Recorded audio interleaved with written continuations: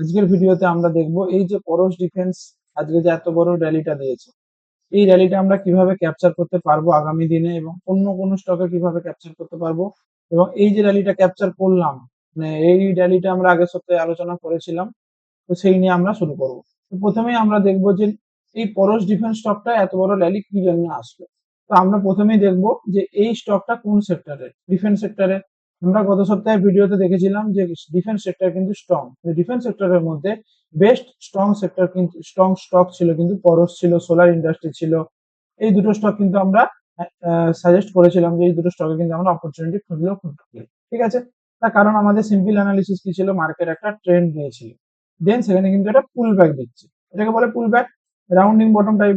ঠিক আছে, এবং আমাদের একটা এখান থেকে একটা ট্রেন লাইন আসছিল, আমরা এখান থেকে একটা ট্রেন লাইন টেনেছিলাম, পুরোনো ভিডিও দেখলে আমরা দেখতে পাবো। এবং গত সপ্তাহে কিন্তু মার্কেট ব্রেকআউট করে দিয়েছিল এবং তার উপরেও কিন্তু ক্যান্ডেল ক্লোজ করে দিয়েছে। এবং আমাদের সিম্পল অ্যানালিসিস এখান থেকে একটা আমাদের স্টপ লস থাকবে, থাকবে 1:2। তো মার্কেট অলরেডি টার্গেটের কাছাকাছি চলে গেছে। ঠিক আছে, তো এইরকম ভাবে আমরা প্রতি সপ্তাহে কি প্রতিদিনে আমরা এইভাবে কিভাবে স্টক পাবো সেই নিয়ে আমরা আলোচনা করব। ঠিক আছে, তো নেক্সট আমাদের নেক্সট এরকম মুভমেন্ট কোথায় পাবো আমরা সেটাও আমরা আলোচনা করব। সেটা কিভাবে আলোচনা করব, আমরা প্রথমে দেখবো যে একটা যে কোনো একটা স্টক, সেই স্টকটার মানে সেই স্টকটার স্ট্রাকচার কি আছে। আমরা এখানে দেখো প্রথমে প্রথমে কি দেখবো, ডেইলি চার্ট কি দেখবো।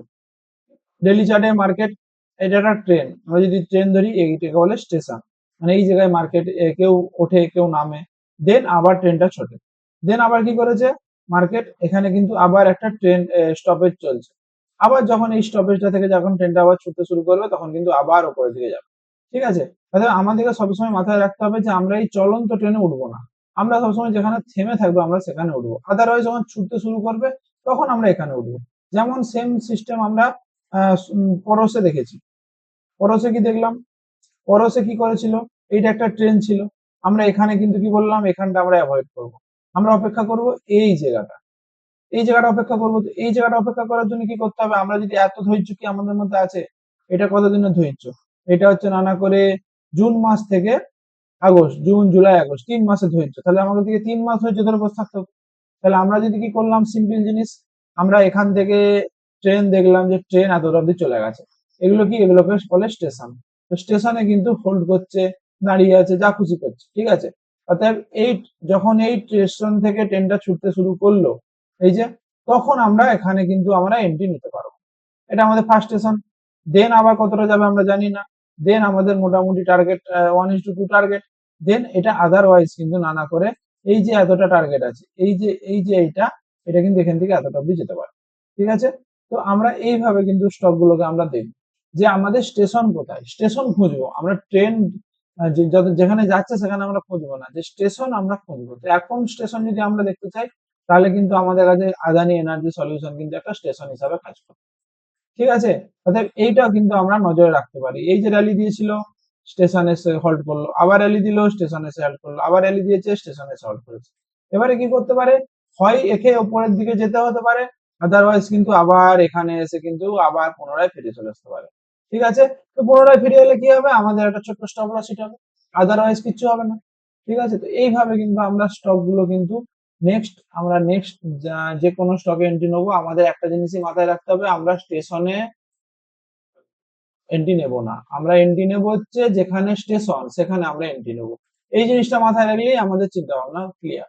যেমন আমরা সোলার ইন্ডাস্ট্রি, সোলার ইন্ডাস্ট্রিতেও কিন্তু আমরা এইটা ক্যাপচার করেছিলাম, এই যে বড় ক্যান্ডেলটা ক্যাপচার করেছিলাম। তো নেক্সট কিন্তু সোলার ইন্ডাস্ট্রি কিন্তু আরো আপারের সাইডের জন্য কিন্তু স্টেশনে কিন্তু ছুটতে শুরু করেছে। কিভাবে দেখো, এটা কি বলে চলন্ত ট্রেন, কি করেছে, চলন্ত ট্রেনে এখানে কিন্তু হোল্ড করেছে, দেন কিন্তু আবার ছুটতে শুরু করেছে।